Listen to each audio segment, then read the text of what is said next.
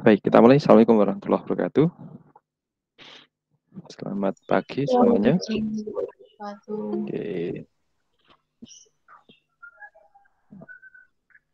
Oke, ini selamat datang untuk anak-anak yang baru bergabung dan ini baru saja kita mulai. Nah, sebelum kita mulai pembelajaran kita di pagi hari ini, mari kita awali dengan berdoa. Semoga apa yang kita pelajari di hari ini nanti bisa menambah wawasan kita, bisa menambah pengetahuan kita, kemudian bermanfaat di masa yang akan datang, ya. Nah, mari kita mulai berdoa menurut agama dan kepercayaan masing-masing. Berdoa, mulai.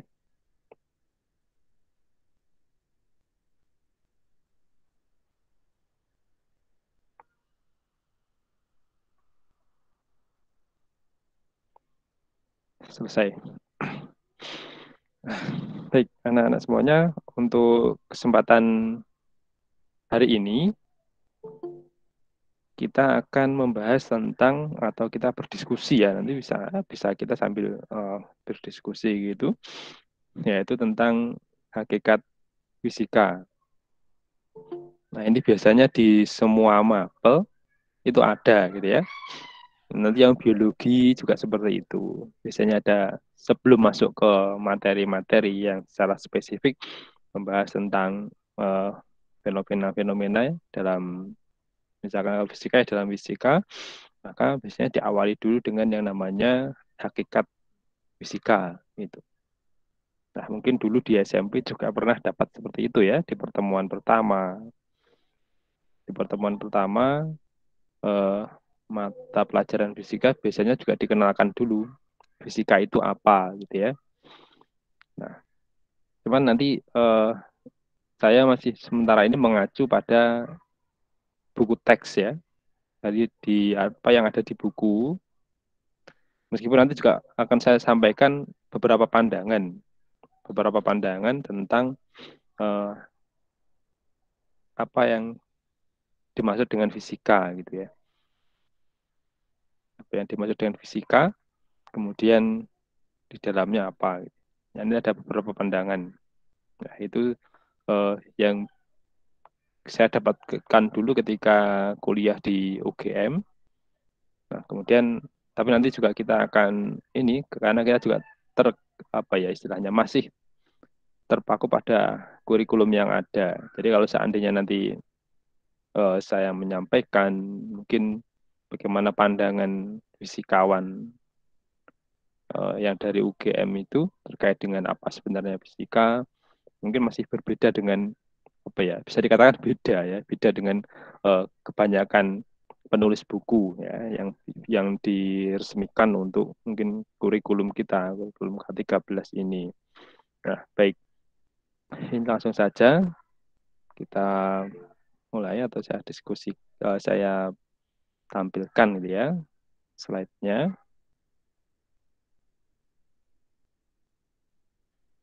Oke, tunggu sebentar, saya siapkan slide-nya ini sudah oke. Menyala, tinggal saya presentasikan di halaman ini. Nah, apakah sudah muncul ya? Oh, belum muncul di sini. Agak lambat ini, tunggu sebentar. Sudah muncul di layarnya masing-masing? Kalau sudah bisa jempol gitu aja ya. Sudah muncul, oke. Nah, baik. Ini materi kita yang pertama. Hakikat fisika gitu ya. Nah, kalau kita mempelajari atau membahas tentang hakikat fisika, mesti kita akan tanya, nah, fisika itu apa sih sebenarnya gitu ya. Nah, ini kalau menurut pandangan yang ada di materi ajar kita, sebentar ada yang datang ini ya. Oke, selamat datang Sania. Gitu ya.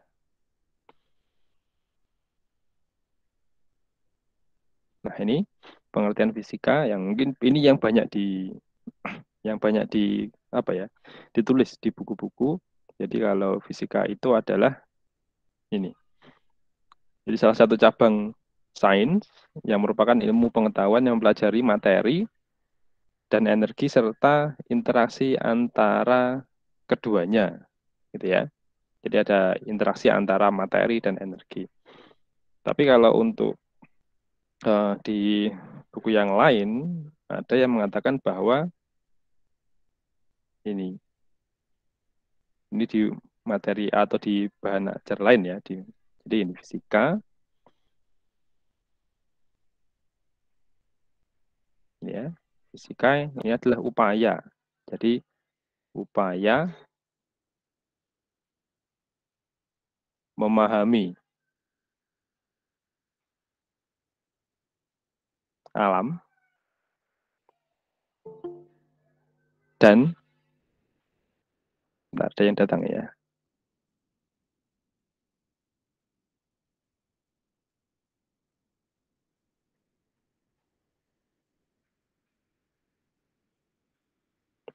Oke, bentar. Oke, Iki Fawas, selamat datang. Ini ada Muhammad Nur Ramadan, selamat datang.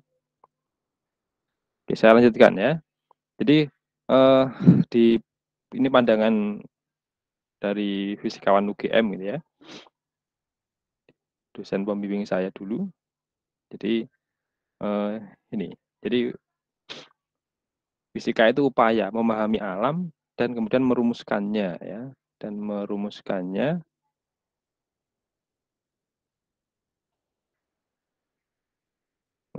dalam kerangka berpikir,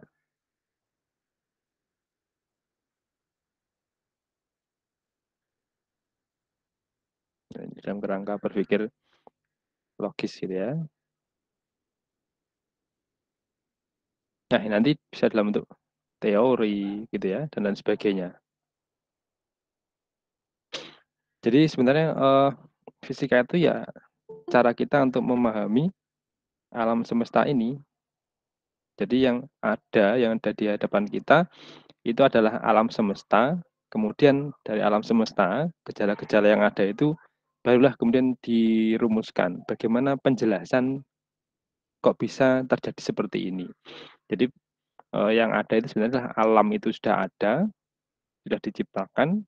Kemudian manusia itu berupaya untuk bagaimana menjelaskannya, bagaimana apa ya istilahnya, mengkomunikasikannya agar bisa dibaca oleh banyak orang, gitu ya. Kemudian bagaimana bisa eh, keteraturan-keteraturan itu bisa digunakan untuk memprediksi sebuah fenomena atau memprediksi bagaimana kalau dilakukan variasi-variasi sehingga muncullah yang namanya teori gitu ya. Jadi teori itu sebenarnya bukan teori baru kemudian ada fenomena alam, bukan ya.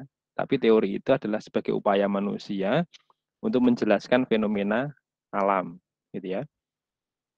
Kemudian ini jadi mungkin ada yang berpandangan teori dulu baru kemudian ada fenomena alam, bukan ya.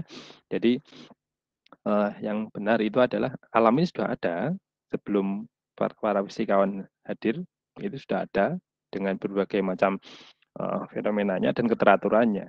Dan untungnya alam semesta itu dibuat dengan sangat teratur gitu ya, sehingga eh, ketika dengan keteraturan itu kita bisa mempelajarinya dan perilakunya itu dari masa ke masa tetap gitu ya. Dari masa ke masa tetap perilakunya. Cuman keterbatasan manusia saja ya, hanya keterbatasan manusia yang menyebabkan teori itu bisa berubah-ubah ya. Jadi ada dalam fisika ini ada teori yang lolos uji dan ada teori yang sudah tidak lolos uji gitu ya. Mungkin sudah mengenal yang namanya di SMP kan familiar dengan namanya hukum Newton ya. Hukum Newton sudah kenal ya. Hukum Newton 1, 2, gitu ya, 3. Dulu yang muncul hukum. Kalau hukum itu kan berarti sudah pasti benar gitu ya. Tapi setelah di era-era berikutnya tidak ada lagi hukum gitu ya. Yang muncul adalah teori seperti Einstein itu munculnya teori relativitas. Kemudian ada teori-teori yang lain gitu ya. Ya, kenapa kok teori tidak lagi hukum gitu ya? Karena dalam fisika itu tidak ada teori yang benar gitu ya. Jadi tidak ada teori yang benar. Kenapa? Yang ada apa? Teori yang lolos uji. Nah, itu ya. Jadi akhirnya yang setelah era Newton itu tidak muncul lagi hukum-hukum, tapi yang muncul adalah teori ya. Jadi teori itu nanti bisa berubah, bisa ketika ada suatu eksperimen yang bisa menggagalkan sebuah teori gitu ya. Maka teori itu nanti bisa tergantikan dengan teori yang baru. Nah, jadi yang Newton itu sebenarnya sudah Newton itu termasuk sudah yang tidak terpakai lagi, tapi itu masih cocok untuk benda berkecepatan rendah. Tapi untuk yang benda berkecepatan tinggi itu yang digunakan adalah teori relativitasnya Einstein. Gitu ya. Jadi paradigma yang saat ini yang dipakai oleh para ilmuwan fisika itu menggunakan teori relativitasnya Einstein. Nah, gitu ya. Yang Newtonian ya kita tetap mempelajari untuk benda-benda yang berkecepatan rendah itu masih cocok gitu ya. Tapi yang Einstein itu lebih general, lebih umum. Nah, itu pengertian fisika gitu ya. Jadi di alam ini sudah ada, kemudian para fisikawan berupaya untuk menjelaskan fenomena alam itu dalam bentuk kerangka berpikir logis dan matematis gitu ya. Kenapa kok harus matematis gitu ya? Ya, nanti agar bisa terbaca terstandar ya. Standar istilahnya kalau misalkan kalian megang kepala ini, oh panas gitu ya. Mungkin ada yang lainnya mengatakan, loh kepalamu dingin gitu, soalnya dia lebih panas gitu kan. Kan bingung akhirnya. Nah, maka muncullah bagaimana biar pembacaan itu nanti standar, muncul namanya termometer gitu kan. Di apa namanya, termometernya ditembakkan misalkan pakai termometer yang termogan itu ditembakkan 36 ya. Semua orang kan baca 36. Tidak panas, tidak dingin gitu ya. Kalau hanya pakai tangan seperti ini kan kok baduke anget gitu kan. Ada yang mengatakan, lah orang ngono anyep ngono loh ya kan. Itu kan tergantung apa ya, kondisi suhu tubuhnya tangan ini ya, tangan yang menyentuh itu. Kalau suhu tubuh tangan ini lebih dingin daripada yang disentuh, maka akan merasakan hangat, panas. Tapi kalau suhu tangannya ini lebih panas ya akan merasakan kepala itu dingin gitu ya. Nah, makanya perlu penyajian dalam bentuk matematis, dalam bentuk angka, dalam bentuk suatu nilai.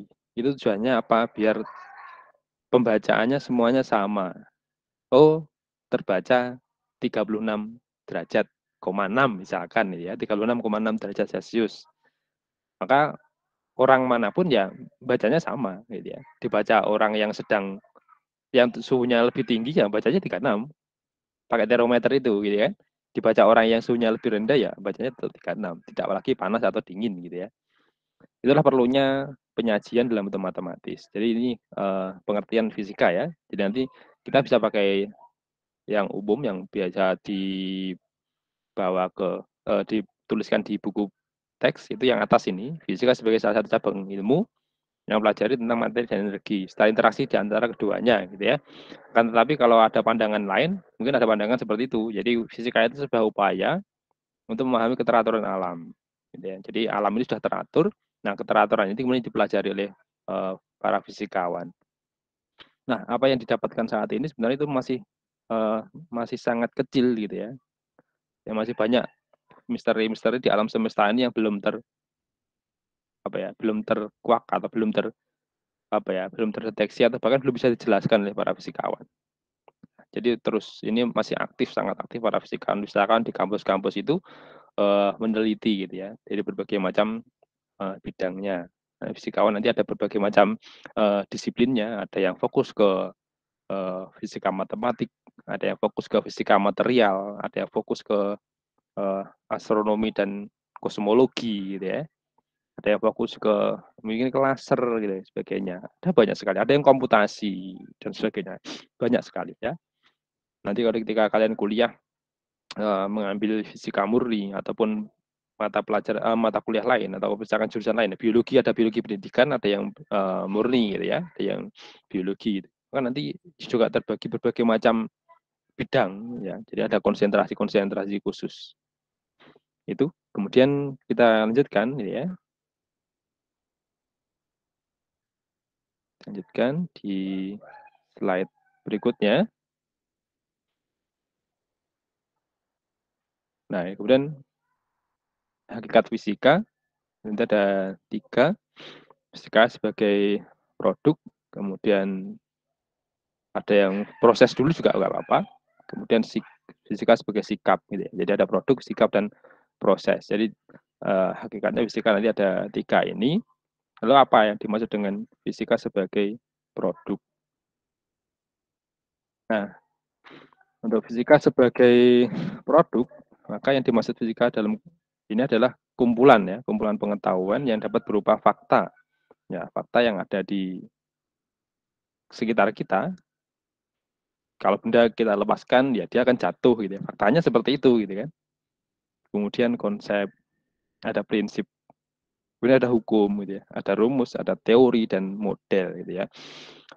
Jadi ada berbagai macam model. Ada model tentang, nanti ada berbagai macam kali kamu bahas di fisika yang lebih lanjut, itu ada tentang model-model di fisika partikel, itu ada modelnya Weinberg-Salam dan lain sebagainya gitu ya. Ada teori, jadi teori relativitas umum, ada teori relativitas khusus, itu miliknya Einstein. Kemudian ada hukum, hukumnya banyak ya, ada yang kita kenal ada hukum Newton, kemudian ada hukum Kirchhoff dan lain sebagainya. Kemudian ada asas, itu ada asas Black gitu ya. Tapi sekarang yang banyak adalah kaitan dengan teori gitu ya. Lalu teori seperti apa yang dikatakan sebagai teori yang ilmiah gitu ya. Jadi ini ada teori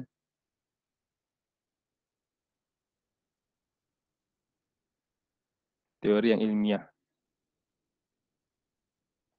Teori yang ilmiah itu nanti dia harus bisa ini. Teori itu harus bisa menjelaskan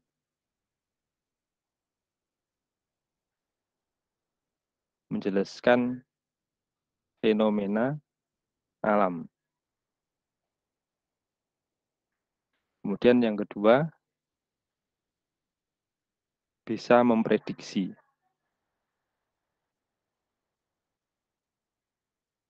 Bisa memprediksi ya. Dengan teori itu nanti bisa memprediksi ketika dilakukan variasi-variasinya. Nah, maksudnya bagaimana? Ini saya tunjukkan contoh, saya jelaskan contohnya gitu ya. Ini contohnya adalah yang paling mungkin yang sering kita jumpai, ya sering kita jumpai. Kalau misalkan logam, misalkan besi ataupun aluminium ataupun yang lainnya gitu ya. Kalau dipanaskan di salah satu ujung, bagaimana dengan keadaan di ujung yang lain? Nah, siapa yang bisa? Jadi kalau misalkan ada batang logam di ujung yang satu dipanaskan, maka ujung yang lain nanti kan juga Ikut. panas tuh. Iya. Iya, lama-lama ikut Ikut panas. panas. Oke. Ikut panas. Nah, di alam kan ada seperti itu. Ya. Kemudian para ilmuwan menyebutnya, oh ini berarti kita definisikan aja ini sebagai proses konduksi. Ya kan? Proses konduksi. Nah, kemudian berarti perilakunya seperti itu. Jadi setiap benda yang bersifat sebagai konduktor, ketika dipanaskan di salah satu ujungnya, maka dia pasti akan lama-lama ujung yang lain juga ikut panas. Gitu. Itu sudah diketahui secara umum. Nah, kemudian dari teori itu ada sifat konduksi. Kemudian dipelajari lagi bagaimana dengan bahan yang berbeda. Ternyata kecepatan konduksinya beda-beda, ya kan?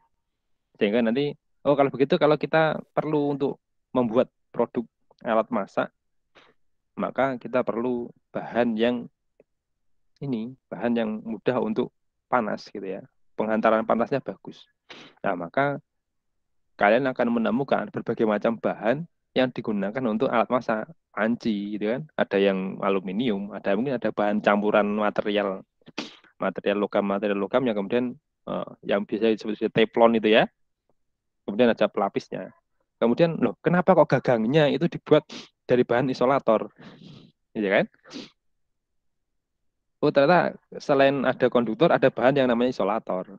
Ya, dia bisa penghantar panas yang buruk gitu ya.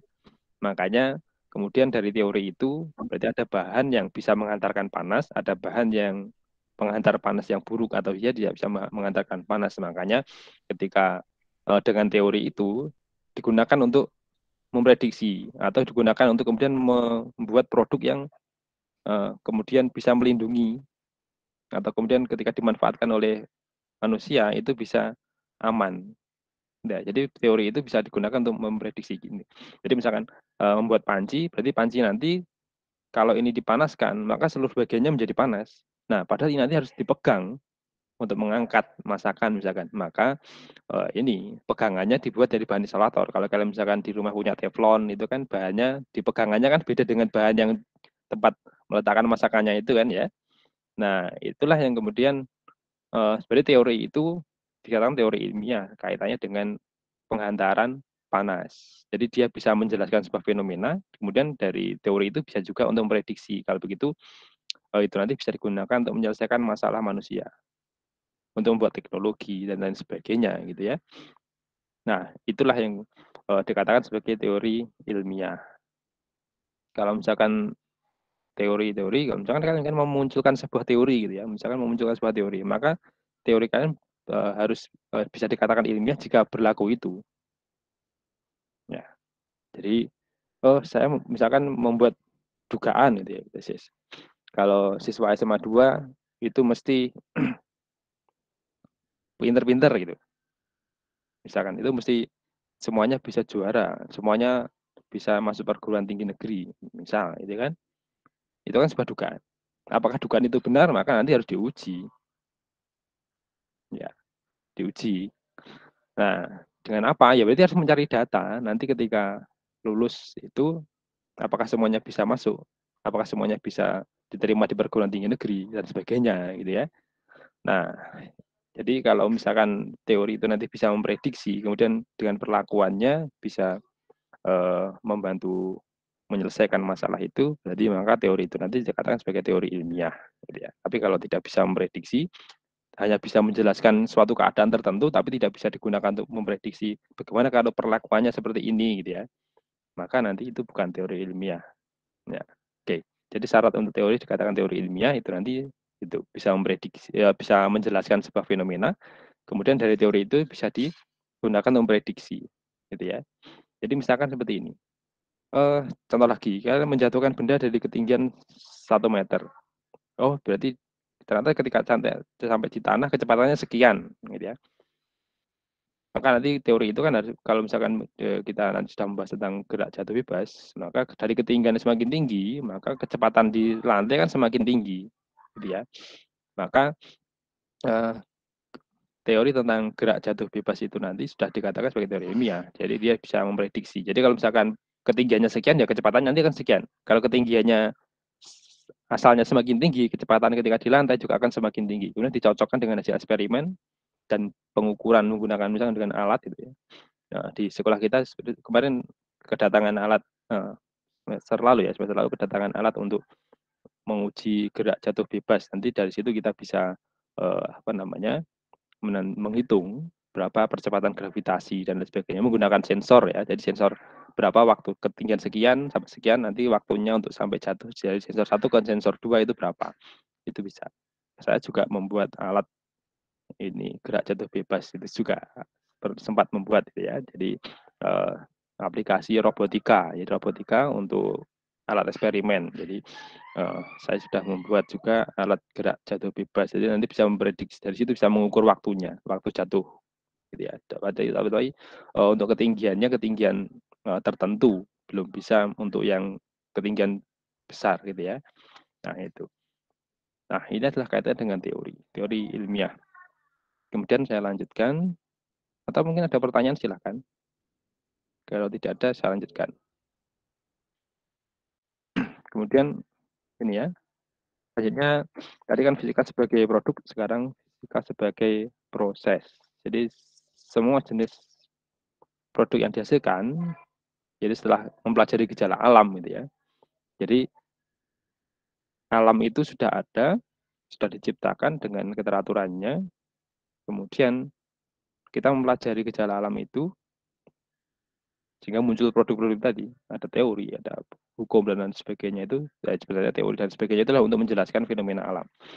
Kemudian rangkaian proses untuk bisa menemukan sebuah teori itu ada yang melewati beberapa langkah gitu ya. Yang pertama, itu melalui pengamatan ya. Diamati terlebih dahulu melalui pengamatan.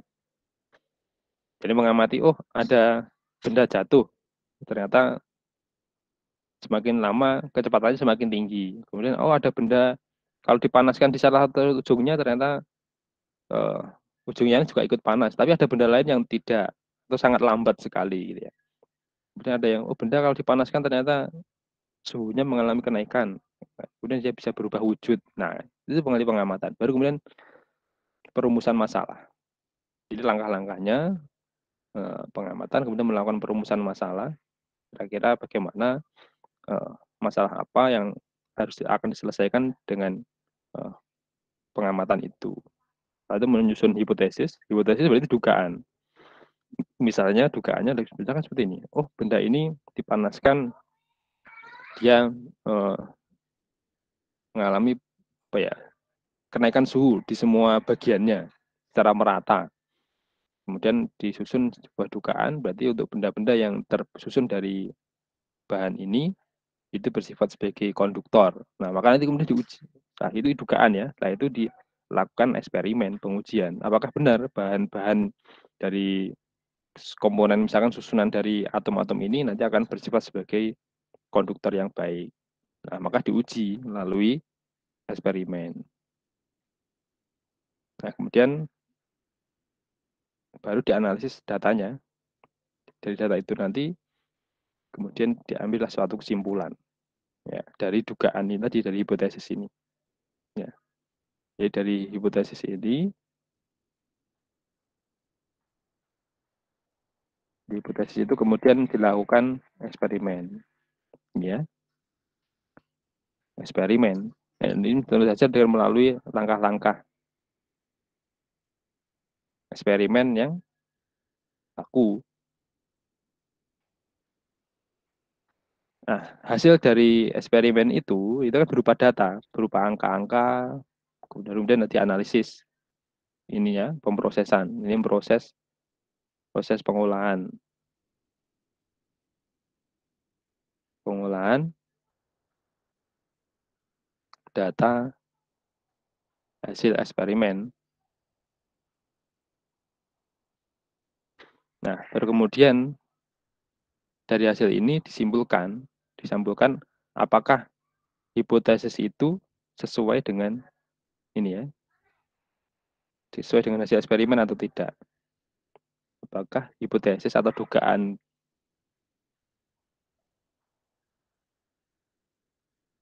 sesuai dengan hasil eksperimen. Ya, kalau sesuai berarti hipotesis ini nanti benar. Jika sesuai ya, sesuai hasil eksperimen. Tapi jika tidak sesuai dengan hasil eksperimen, maka hipotesis itu hipotesis yang gagal. Ini ya, jika tidak sesuai hasil eksperimen. Ini, jadi kalau tidak sesuai dengan hasil eksperimen, maka hipotesis itu ya gagal. Termasuk nanti sebuah teori. Maka di fisika itu tidak ada teori yang benar. Yang ada adalah teori yang lolos uji, ya, teori yang lolos uji. Kalau nanti kemudian di suatu saat ada eksperimen yang menunjukkan bahwa teori itu tidak sesuai lagi, maka ya teori itu tidak lolos uji lagi, maka diganti dengan teori yang baru. Makanya di fisika nanti akan dari dulu sampai sekarang ada berbagai macam perubahan, penyempurnaan yang lebih general, lebih umum gitu. Nah, maka muncullah teori-teori itu secara berganti-ganti gitu ya. Kenapa kok bisa seperti itu ya? Karena dari masa ke masa alat dan teknologi kita itu berubah-ubah, semakin canggih sehingga pembacaannya semakin detail lagi gitu ya. Maka teori-teori yang lama bisa gagal dengan alat dengan eksperimen yang terbaru saat ini gitu. Nah, itu ya. Itu yang fisika sebagai proses. Jadi ada melalui pengamatan, perumusan masalah, hipotesis, membuat dugaan gitu ya. melalui eksperimen, kemudian analisis data dan penarikan kesimpulan. Kemudian fisika sebagai sikap, ini yang ketiga. Nah ini yang perlu dikembangkan sebagai seorang fisikawan ataupun sebagai seorang yang mempelajari di sains, maka perlu rasa ingin tahu ya. Ini yang mendorong seseorang untuk kemudian memunculkan berbagai macam ide, berbagai macam upaya untuk mempelajari. Kalau tidak ada rasa ingin tahu ya berarti tidak ada dorongan untuk bisa mempelajari itu. Yang pertama, rasa ingin tahu itu perlu. Kemudian rasa percaya.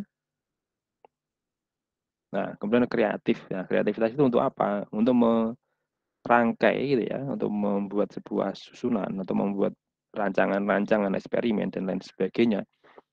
Maka nanti perlu suatu kreativitas gitu ya. Yang mungkin orang menyebutnya sebagai out of the box ya, berpikir di luar dugaan. Sehingga dari itu bisa muncul hal-hal baru. Kalau tidak ada kreativitas ya tidak akan muncul hal-hal yang baru gitu ya. Apakah hanya di fisika saja? Di banyak, tidak hanya di fisika, lebih di banyak hal. Itu perlu kreativitas. Kemudian teliti, nah, maka dalam fisika nanti ketika melakukan eksperimen atau pengamatan itu harus dilandasi juga dengan sikap teliti. Jadi teliti, sangat teliti dengan teknik yang benar, kemudian pembacaan yang benar sehingga nanti diperoleh data yang valid. Kemudian objektif, ya objektif berarti ya dari apa adanya gitu ya, dari apa yang didapatkan dari eksperimen itu ya itu yang dilaporkan, tidak kemudian dibuat-buat agar sesuai dengan keinginan peneliti gitu ya, tapi harus apa adanya, apa yang didapatkan dari eksperimen.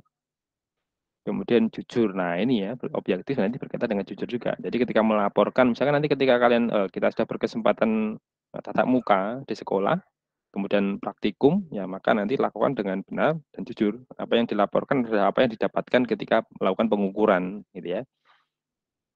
Kemudian terbuka, terbuka itu berarti ya bisa menerima pendapat dari yang lain. Jadi misalkan dalam suatu kelompok itu kan nanti kalian punya satu anggota, tiap anggota kan punya pemikirannya berbeda-beda. Ya, maka nanti harus terbuka, sikap terbuka, menerima pendapat. Oh mungkin pendapat seperti ini. Ada yang kelompok dalam anggota kelompok itu punya pendapat sebaiknya kita lakukan dengan cara seperti ini dan sebagainya gitu ya. Maka semuanya harus sikap terbuka. Ini yang perlu dikembangkan. Kemudian mau bekerja sama dalam sebuah kelompok, ya mungkin nanti ketika dalam praktikum, ya mudah-mudahan kita segera nanti dalam waktu dekat bisa ada izin untuk masuk gitu ya, bertemu tatap muka, dan pandeminya sudah segera berakhir, kita bisa berkesempatan melakukan eksperimen gitu ya, atau praktikum ya. Nah, kita mungkin tidak sampai ke eksperimen sehingga menemukan hal baru, tapi kita masih pada tarapan melakukan apa yang sudah pernah dilakukan oleh para ilmuwan dahulu. Kita hanya untuk sementara ini di alat yang ada pada kita adalah untuk mensimulasikan kembali gitu ya, apa yang sudah dilakukan para ilmuwan.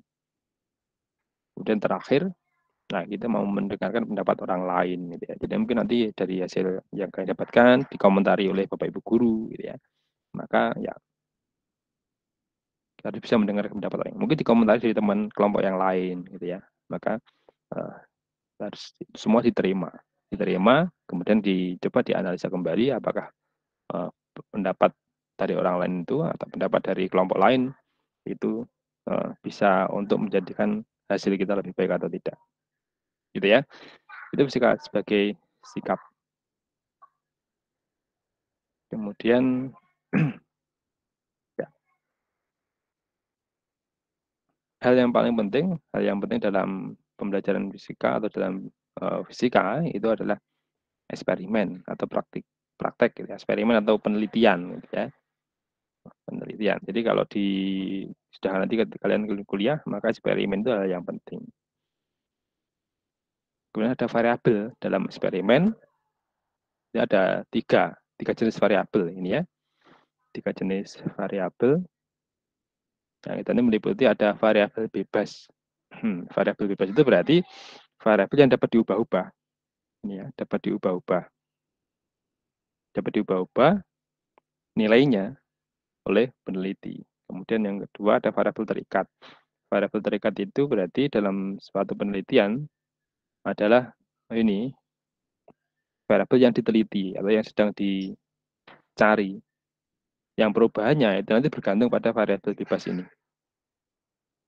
Nah, kemudian ada variabel kontrol, berarti ini variabel yang ini selama percobaan dipertahankan nilainya tetap. Nah, ini ada 3 variabel. Nanti dalam eksperimen kita ada 3 variabel. Contoh gitu ya. Oh, sebentar. Jadi ini ya, ini dalam eksperimen ada 3 variabel itu, ada variabel bebas, variabel terikat, dan variabel kontrol. Nah, kemudian oh ya ini eksperimen dalam fisika gitu ya, dalam fisika ini fungsinya pada dasarnya adalah ini. Fungsi dasarnya adalah untuk membuktikan kesalahan sebuah teori gitu ya. Kesalahan sebuah teori. Jadi bukan untuk membuktikan kebenaran sebuah teori, bukan. Tapi sebenarnya eksperimen itu adalah eksperimen yang sebenarnya eksperimen itu untuk membuktikan kesalahan sebuah teori. Jika kemudian eksperimen itu menunjukkan bahwa teori itu tidak sesuai dengan hasil eksperimen, maka teori itu gagal. Sebagai contoh, mungkin dibahas di kelas 12 gitu ya. Ada yang namanya Relix Gene itu ya. Relix Gene, ya, namanya ini. Dia membuat sebuah teori bahwa ini dia membuat teori bahwa energi yang dipancarkan oleh gelombang elektromagnetik itu nanti akan seperti ini meningkat terus gitu ya, sangat tak hingga gitu ya, intensitasnya sangat tak hingga, sehingga ini nanti yang disebut sebagai gini, sebentar, kebalik saya hapus dulu. Jadi ini ada sebentar. Jadi ini ada intensitas, kemudian di sini ada panjang gelombang. Jadi panjang gelombang yang rendah, itu nanti ada sinar gamma dan sebagainya, ini energinya sangat tinggi intensitasnya. Nah ini, panjang gelombangnya pendek, ini sangat rendah. Nah ini yang disebut dengan bencana ultraviolet. Jadi nanti di UV, misalkan ini bagian UV ya, panjang gelombangnya ultraviolet, ini energinya semakin tinggi. Nah ini bahaya. Jadi ketika teori ini disusun, dia membuat teori seperti ini, hasil perhitungan, membuat rumusan, kemudian diperoleh energinya itu semakin meningkat pada panjang gelombang semakin tinggi. Ya, panjang gelombang yang rendah gitu ya, panjang gelombang yang rendah. Nah, UV itu termasuk gelombangnya panjang gelombangnya rendah. Ini berbahaya. Ya, ini disebut sebagai bencana ultraviolet. Bencana ultraviolet. Nah, jadi ketika misalkan kalau dengan teori ini nanti maka ketika kita menyalakan lilin maka orang langsung mati ya karena nanti sinar gamma ultraviolet yang dipancarkan oleh api itu intensitasnya sangat tinggi. Nah, kemudian ternyata teori yang dia susun ini tidak sesuai dengan hasil eksperimen. Kenyataannya dalam hasil eksperimen panjang gelombang rendah itu intensitasnya rendah. Baru kemudian hasil eksperimen menunjukkan ini tidak sesuai dengan kenyataannya. Orang nyalakan api ya orangnya nggak mati gitu kan. Menyalakan korek orangnya juga tidak mati gitu kan. Nah, maka ini teori ini tidak sesuai dengan kenyataan di alam. Kemudian baru dilakukan eksperimen ternyata hasilnya tidak sesuai. Nah, baru dirumuskan oleh yang namanya Max Planck. Nah, Max Planck ini teorinya Planck. Jadi di panjang gelombang rendah itu intensitasnya rendah, kemudian dia akan naik, baru kemudian turun lagi. Nah, ini sesuai dengan apa yang ada di alam. Nah, maka teorinya ini gagal digantikan dengan teori yang dikeluarkan oleh Max Planck ini. Nah, ketika itu Planck ini membuat ini ya, sebuah yang sangat radikal gitu ya. Pemikiran yang radikal itu hati-hati. Ini dalam fisika hal yang biasa gitu ya. Radikal itu berarti apa? Dia membuat kalau di sini cahaya kontinu sebagai gelombang kontinu yang kebanyakan ilmuwan masih percaya ini, kemudian dia membuat pandangan yang nyeleneh ya, radikalnya di situ berarti nyeleneh, yang beda dengan pandangan umumnya orang. Jadi dia berpandangan bahwa cahaya itu terkuantisasi. Terkuantisasi. Nah ini, cahaya terkuantisasi. Berarti apa? Cahaya itu terpaket-paketkan. Nah, sehingga nanti lahirlah yang namanya fisika kuantum, gitu ya. Jadi dia sudah bisa menjelaskan sebuah fenomena dengan teorinya ini, sehingga cocok dengan hasil eksperimen. Kalau ini Rayleigh-Jeans ini tidak cocok dengan hasil eksperimen, gitu ya. Tapi untuk panjang gelombang ini cocok. Jadi di bagian panjang gelombang yang panjang gelombangnya tinggi itu cocok. Di bagian yang saya arsir ini dan ini cocok. Bagian ini cocok. Tapi di bagian yang UV ke kiri itu tidak cocok. Ini terus naik, nah ini turun. Nah, ini yang sesuai dengan hasil eksperimen yang miliknya Planck ini, Max Planck. Nah, sehingga dia kemudian disebut sebagai bapak kuantum ya, lahirnya kuantum, fisika kuantum. Sejak itulah muncul yang namanya fisika-fisika modern. Nah, kali ini masih menggunakan pandangan klasik, fisika klasik. Jadi sekarang sudah menggunakan fisika modern. Lahirnya kuantum, kemudian ada lagi nanti relativitasnya Einstein. Jadi ini masa-masa tumbuhnya fisika modern. Jadi itu ya contoh. Jadi eksperimen bisa untuk menggagalkan tujuannya menggagalkan sebuah teori ini. Jadi teori itu nanti bisa gagal. Ya, teorinya Planck ini apakah kemudian bisa gagal? Ya bisa saja. Kalau di suatu saat nanti ada suatu eksperimen yang bisa menggagalkan ini. Mungkin rumusannya akan terjadi revisi dan sebagainya, gitu ya. Ini. Jadi itulah fungsi dasar dari sebuah eksperimen dalam fisika. Nah ini contoh ya. Sekarang ini contoh cara kita membedakan mana variabel bebas, variabel terikat, dan variabel kontrol. Jadi dalam ini pengaruh massa terhadap perubahan panjang pegas gitu ya. Nah ini, jadi variabel bebasnya adalah massa, variabel terikatnya panjang perubahan panjang, kemudian variabel kontrolnya itu adalah konstanta pegas. Kok bisa seperti itu gitu ya? Jadi kalau misalkan ini, kalian mungkin pernah mencoba gitu ya, pegas ataupun karet gitu ya, karet gelang. Jadi kalau misalkan ini ada pegas, awalnya panjangnya sekian, sekian ini. Kemudian kalau pegas itu diberi beban satu buah beban, ternyata dia bertambah panjang sekian. Oh sebentar, ini muternya kok beda. Ya ganti ya ini. Jadi ini tadi kan muternya 1, 2, 3, 4, 5, 6 ya. Jadi ini harus 1, 2, 3, 4, 5, 6 ya pas ini. Nah ini kalau diberi satu beban, misalkan masanya adalah M, dia panjangnya jadi sekian ini, bertambah panjang sekian. Ini adalah delta Y misalkan. Nah kemudian untuk pegas yang sama, ini masanya diganti lagi lebih besar gitu ya. Masa bebannya di 1.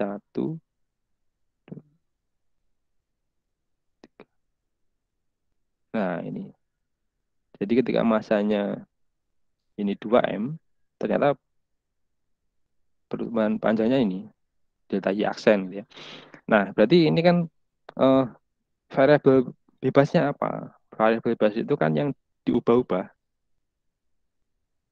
diubah-ubah gitu ya. Apa yang diubah-ubah? Masa. Masanya ini kan diganti. Semula 0, tidak ada masa. Kemudian diganti dengan masanya M. Kemudian diganti dengan 2M. Nah, masa yang berubah-ubah. Jadi ini masanya divariasi. Makanya disebut sebagai variabel bebas. Kemudian variabel terikat. Variabel terikat itu adalah variabel yang dia itu nilainya berubah karena akibat perubahan variabel bebas ini. Apa yang nilainya berubah? Panjang atau gas. Jadi kan panjang bekas ini berubah karena ada massa yang berubah ini kan. Nah, maka ini disebut sebagai variabel terikat. Nah, ini yang berubah. Jadi ini berubah akibat adanya perubahan pada ini. Gitu ya. Jadi akibat variasi massa, maka panjang bekas berubah. Maka ini. Terus kemudian variabel kontrol. Ya, variabel kontrol itu yang dipertahankan tetap. Apa yang dipertahankan tetap? Ya pegasnya. Pegasnya kan tetap. Ini konstanta pegasnya K, ini tetap pegas itu juga. Pegasnya tidak digonta-ganti gitu ya. Pegasnya dijaga tetap. Nah, maka inilah contoh dalam penyusunan atau mengidentifikasi variabel bebas dan variabel terikat, kemudian variabel kontrol dalam sebuah percobaan, gitu ya. Apakah ada pertanyaan sampai di sini? Tidak ada ya? Oke, kalau tidak ada, nanti silakan bisa menjawab. Saya punya beberapa, satu ya, atau beberapa nanti.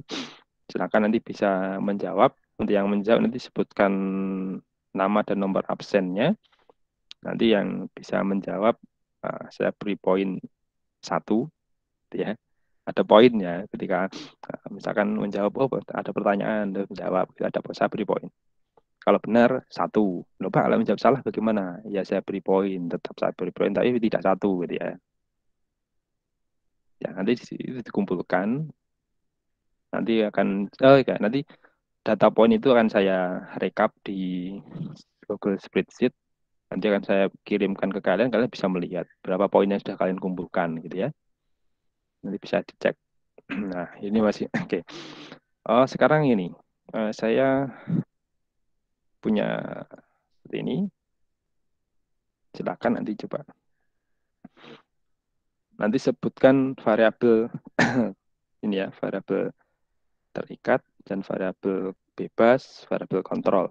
Misalkan saya punya, ini saya ganti warnanya biar tidak merah ya. Oke. Ini saya punya gelas atau wadah gitu ya.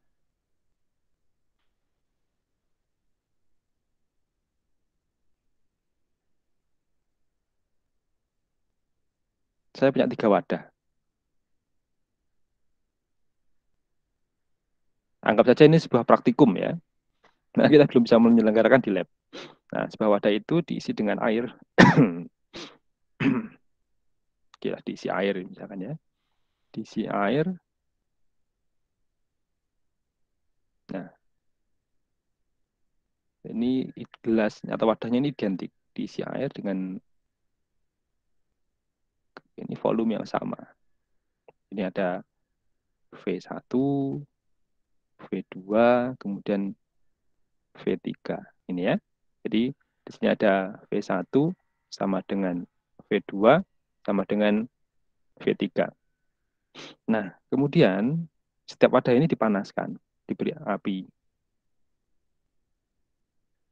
Ya, dipanaskan, ini juga dipanaskan, ini juga dipanaskan.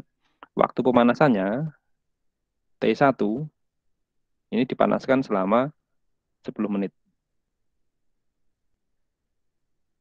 Kemudian yang botol apa namanya gelas kedua ini dipanaskan dalam waktu 20 menit. Kemudian gelas yang ketiga ini dipanaskan dalam waktu 30 menit.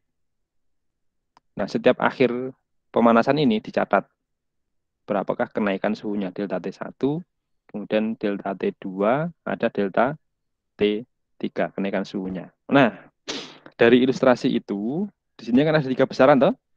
Volume, waktu pemanasan, sama perubahan suhu. Manakah variabel bebas? Ini ya, saya tuliskan manakah V bebas ya, V bebas. Kemudian ada V terikat. V terikat. Kemudian ada V kontrol.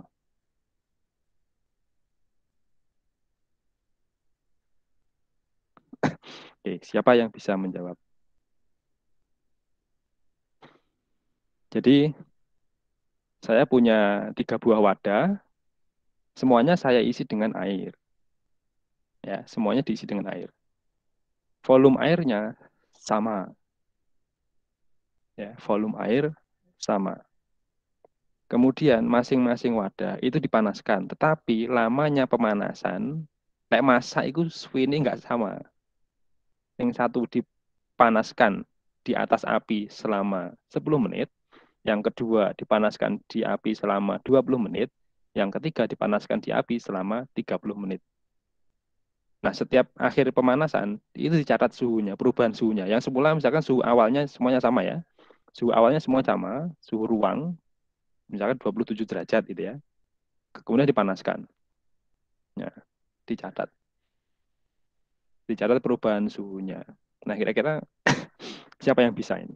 Yang bisa nanti langsung di situ ada menu angkat tangan toh, raise hand seperti ini. Nah, silakan angkat tangan. Oke, Fernando, Fernando. Ya, silakan. Angkat tangan Fernando ya. Ya, mikrofonnya diaktifkan. Iya, Pak. Ya, silakan Fernando.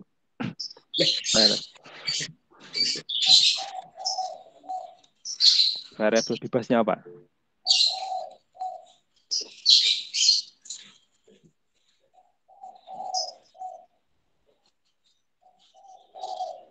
Gimana Fernando? Jadi menjawab enggak?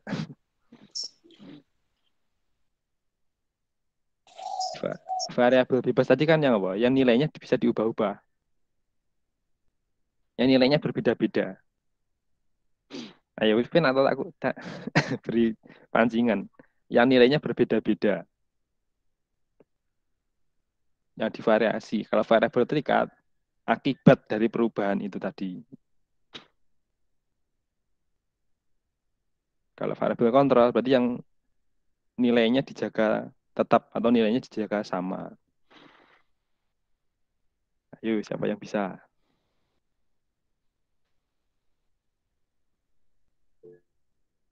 Erita Bella, angkat tangan. Oke, silakan dijawab, Erita. Variabel bebasnya itu yang waktu. Ya, lama pemanasan berarti ya. Ya. Oke, terus. Variabel Variabel terikat, kontrolnya, oke. Hasil akhir. Hasil akhir yang mana? Yang T1 yang Delta bawah. T itu ya. Iya. Kemudian kalau yang terikat? Yang volume. Volume. Oke. Saya catat Erita Bella ya. Terus yang lainnya mungkin masih benar satu. Berarti nanti masih benar satu. Erita Bella. Rahadatul. Silakan Rahadatul, angkat tangan.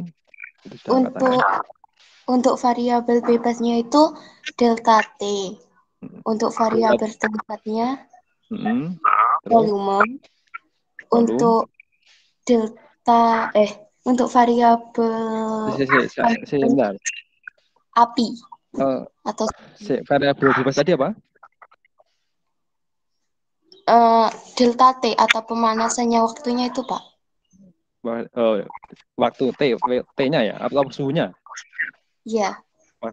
Suhu. Bukan, waktu pemanasannya itu kan. Oke, terus yang terikat? Yang terikat volume. Volume, terus? Dan yang kontrolnya itu suhu. Suhu. Oke, terus yang lainnya ada yang lain mungkin? Oke, saya catat dulu ya. Tadi siapa? Erita Bila ya. Erita. Saya, Pak. Erita Bila. Tadi kan sudah terus Rahadatul. Enggak, saya catat dulu ya. Rahadatul.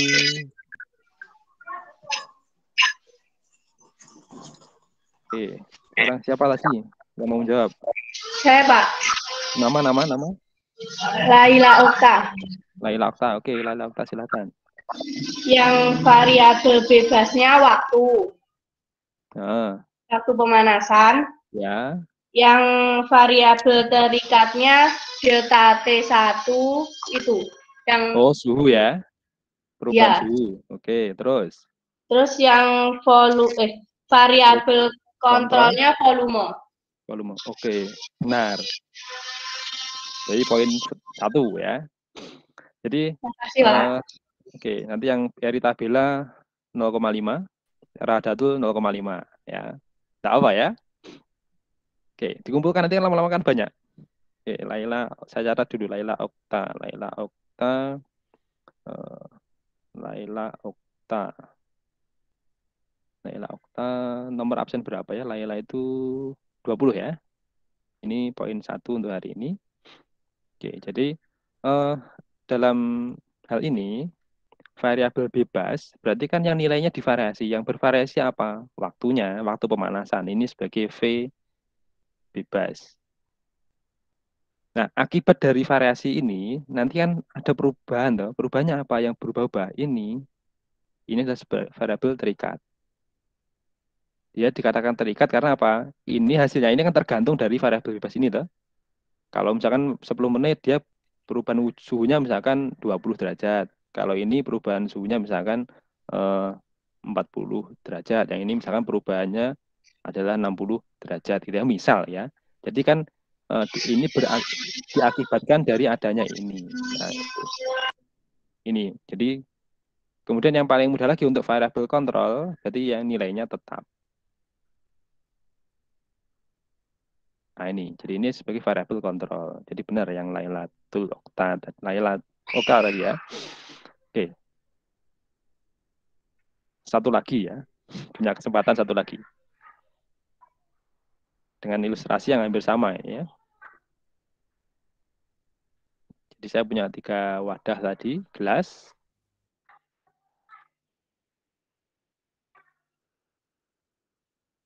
Ini. Gelasnya sama ya, ukuran gelasnya sama.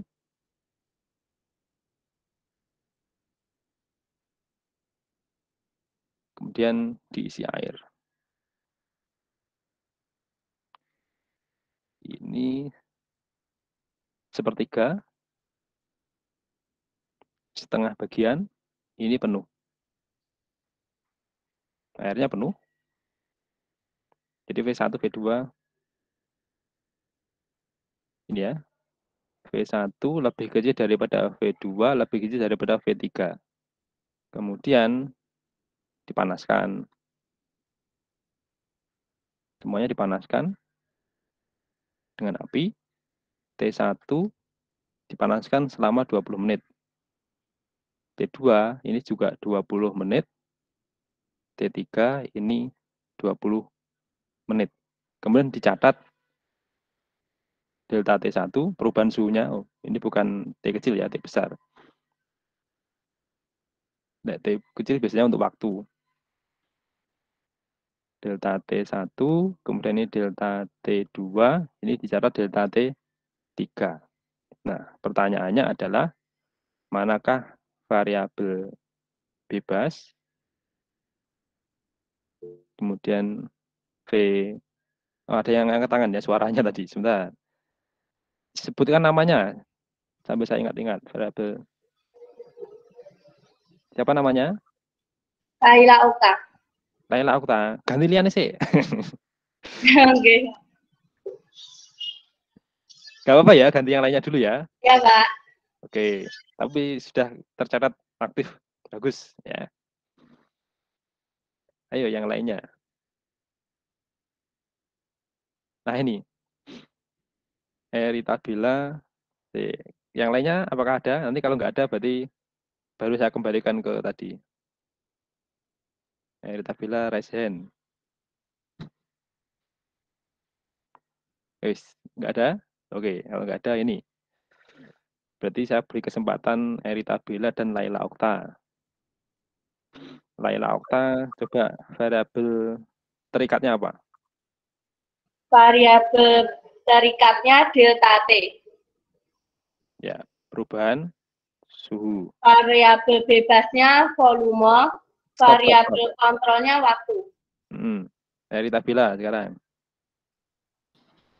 Variabel bebasnya volume, variabel kontrolnya waktu pemanasan, variabel terikatnya delta T. Ya, bagus, betul ya. Nah, jadi ini itu kan yang divariasi apa? Yang divariasi adalah volume, ya. Berarti volumenya itu sebagai variabel bebas. Kan sakarepe sing praktikum, ya kan? Volumenya bebas. Kemudian yang kontrol itu adalah yang sama semuanya, yaitu waktu pemanasan. Jadi dijaga waktu pemanasannya semuanya dibuat 20 menit. Nah, sebagai akibat itu muncullah namanya perubahan suhu. Jadi perubahan suhu itu ini muncul untuk volume sekian berapa, untuk volume sekian berapa, untuk volume sekian berapa untuk waktu pemanasan yang sama, gitu ya. Untuk volume 1 itu berapa perubahan suhunya, gitu ya. Maka jadi benar untuk variabel ini, variabel bebasnya ini adalah V, volume, karena volumenya kan divariasi toh ini. Kemudian variabel terikat nanti delta T ini. Ini kan hasilnya tergantung dari variasi ini. Tidak mungkin berubah suhu baru kemudian menyebabkan perubahan volume gitu ya. Nah, jadi ini adalah variabel terikatnya perubahan suhu. Kemudian variabel kontrolnya adalah waktu pemanasan.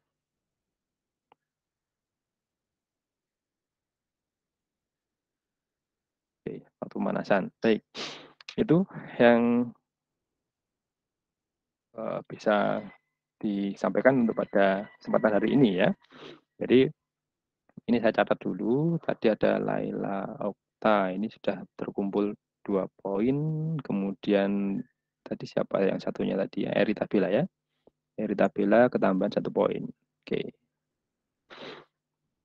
Baik, jadi itu untuk kesempatan pertemuan kita hari ini gitu ya. Jadi nanti untuk yang materi tentang apa namanya keselamatan di laboratorium nanti silakan dibaca di e-learning gitu ya. Dibaca di e-learning ada, kemudian yang materi ini juga ada di e-learning juga ada, videonya tentang ini juga ada, video tentang materi hari ini. Jadi untuk teman-teman yang nanti ini ada tadi yang izin tidak bisa hadir, ini kan ada 32 yang hadir ya. Dan bisa hadir saya berikan kesempatan untuk mengikuti di e-learning. Nah, kemudian tadi yang ada keluar ya. Ini belum saya absen ya, nanti saya absen. Kemudian untuk penugasannya nanti silakan dibuka di e-learning. Jadi penugasannya kalian nanti adalah berfoto dengan kegiatan, berfoto dengan alat atau melakukan kegiatan yang ada hubungannya dengan fisika gitu ya. Ada hubungannya dengan fisika. Jadi kalian berfoto di situ, foto, kemudian nanti fotonya diupload di e-learning dan dijelaskan konsepnya apa. Jadi saya beri contoh, di e-learning sudah saya berikan contoh. Sudah saya beri contoh untuk tugasnya. Sebentar saya bukakan.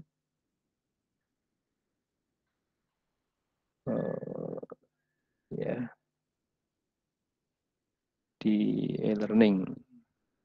Masih proses. Sebentar. Ini proses dulu. Belum muncul ya. Apakah sudah muncul di layar? Oh, sedang proses ini. Oke.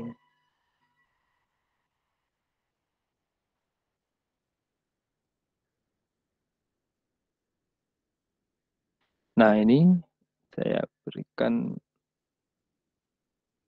mungkin tidak semuanya tampak di kalian ya. Ini tugas tahun lalu. Jadi tugas tahun lalu beda dengan yang sekarang.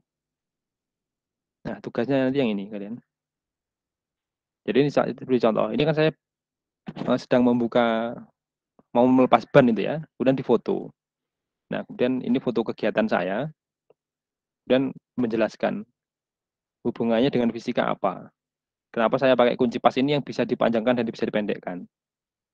Nah, jadi di situ ini saya melepas baut menggunakan kunci pas yang dapat dipanjangkan lengannya. Nah, kunci pas dapat dipanjangkan lengannya untuk memudahkan ketika melepas baut agar terasa lebih ringan. Gaya yang kita perlukan sedikit gitu ya. Atau dengan gaya yang sama kita bisa membuka. Nah, jadi nanti contohnya seperti ini, sederhana aja ya. Jadi tidak perlu membuat video, kalian cukup berfoto, mungkin menunjukkan alat apa gitu. Dan kemudian menjelaskan cara kerjanya dan hubungannya dengan fisika apa gitu ya. Batas akhir pengumpulannya nanti adalah tanggal 6 Agustus tahun 2021. Jadi kalian punya waktu yang panjang ini, waktu untuk mengerjakan gitu ya. Jadi silakan itu nanti dikerjakan, diupload. Nah, Untuk petunjuk cara uploadnya sudah saya berikan di atasnya ini. Ada langkah-langkah upload tugas, gitu ya. Kalau ini kan mesti hal baru bagi kalian yang menggunakan e-learning ini. Kalau di Google Classroom mungkin sudah bisa semuanya. Ini yang di e-learning. Jadi langkah-langkah uploadnya ada di sini. Kalian nanti bisa membaca langkah-langkahnya ada di sini semua. Tapi ini saya mohon maaf, ini yang saya tampilkan adalah versi ketika mengupload menggunakan ini ya, menggunakan apa namanya, komputer atau laptop. Kalau menggunakan HP tampilannya mungkin tidak seperti ini ya. Mungkin tampilannya beda. Tapi sama, misalnya ada muncul seperti ini ada, cuman secara view-nya mungkin beda. Kurang lebih nanti urutannya seperti ini. Cuman yang beda kan nanti di sini. Kalau di proses mencari filenya kan kalau di laptop atau di komputer kan cari folder-folder itu. Kalau di HP kan masing-masing HP pengaturannya beda, proses penyimpanannya gitu ya. Maka ini yang mungkin beda ya. Yang ini yang mungkin beda tampilannya. Kalau yang ini sama sebenarnya. Ini sama. Nanti kemudian dipilih filenya, kemudian kalian setelah memilih filenya gambar, baru ngetik di bawahnya ada ketikan. Jadi ada di teks editor kalian ngetik di sini langsung, ngetik secara online gitu ya. Ketik di sini langsung. Baru kemudian nanti simpan perubahan, kemudian kumpulkan tugas. Nanti kalau masih misalkan ragu ya jangan dikumpulkan dulu, diedit dulu, misalkan perlu diedit atau dihapus, ganti yang lainnya nggak apa, ganti gambar. Baru kalau sudah yakin dikumpulkan, saya nanti diklik lanjutkan. Jangan sampai lupa ini ya, kalau tidak diklik lanjutkan ini berupa draft, belum terkumpul ke saya. Masih draft di akunnya kalian. Nanti sampai terakhir klik lanjutkan ini. Ada prosedurnya sudah saya ini semua sudah akan dipelajari. Saya beri waktu ini cukup lama sampai tanggal 6 Agustus agar nanti kalian bisa mempelajari dulu prosedurnya. Gitu ya.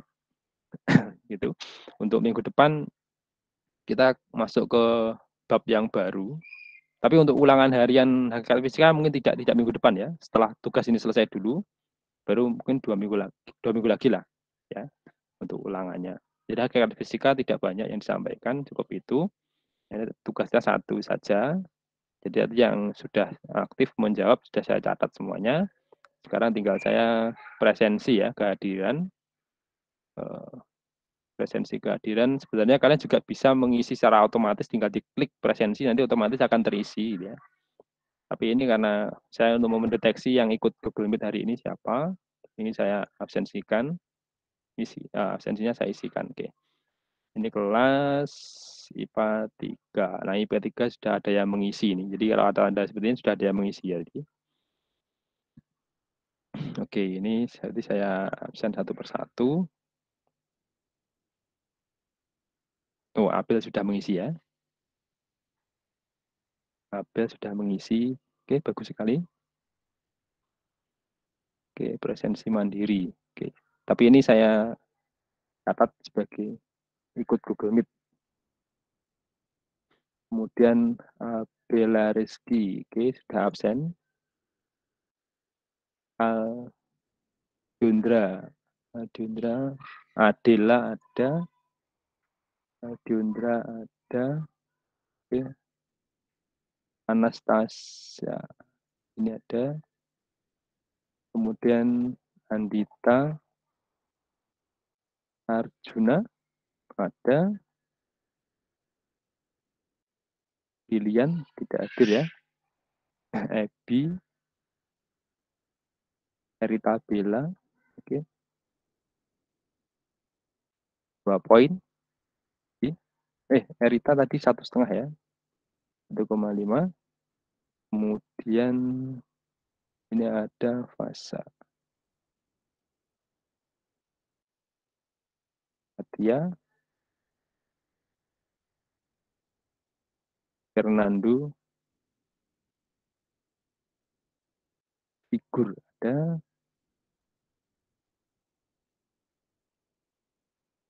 Andria ada. Iki Fawas, oke. Julia Maya. Nanti ada. Nanti kemudian Laila Okta 2 poin. Marcelia Kemudian Muhammad, siapa ini? Muhammad Nur Ramadan. Muhammad Nur Ramadan. Muhammad. Oh, ini kurang 2 ya. Nomor 22 belum masuk ini. Muhammad Nur Ramadan, nanti saya absen, saya tambahkan di sini nanti. Ditunggu dulu. Ini nomor absen dua-duanya belum masuk. Kemudian Najwa, Muhammad Rifki, tidak ada ya. Muhammad Nur kok bisa bergeser. Oh, Muhammad Nur ini apa yang dari IPA 7 ya? Pindah dari IPA 7. Kemudian Najwa sudah. Naufal Dava. Naufal Dava itu nama lengkapnya? Oh, ini yang ini ya. Oke, oke. Nanti saya tambahkan ya, Naufal Dava. Ini Naufal Dava itu berarti kelihatannya geser dari IPA 7. Oke. Nanti saya tambahkan. Oktaviandi. Kemudian Rahadatul IC 0,5 tadi poinnya. Kemudian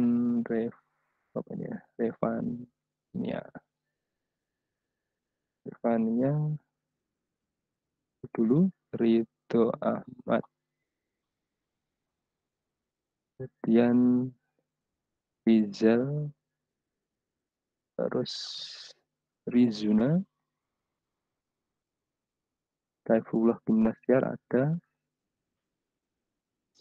Mudra, tidak ada, Sania, Yusuf Andri.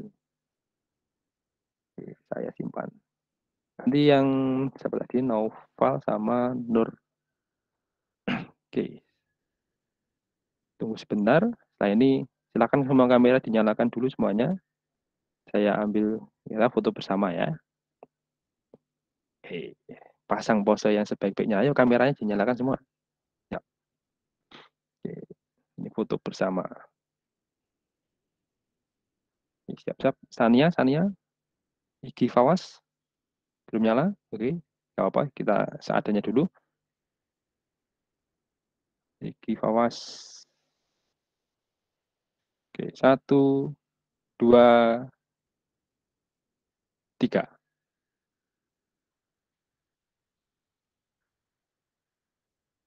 Oke, saya simpan dulu.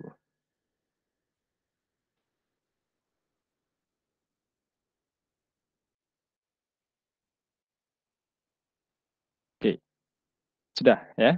Terima kasih kehadirannya hari ini. Semoga yang kita pelajari tadi ada manfaatnya. Sampai ketemu di pertemuan yang akan datang. Nanti saya kabari lagi. Assalamualaikum warahmatullahi wabarakatuh. Waalaikumsalam warahmatullahi wabarakatuh. Terima kasih ya. Bisa meninggalkan ruangan. Waalaikumsalam warahmatullahi wabarakatuh.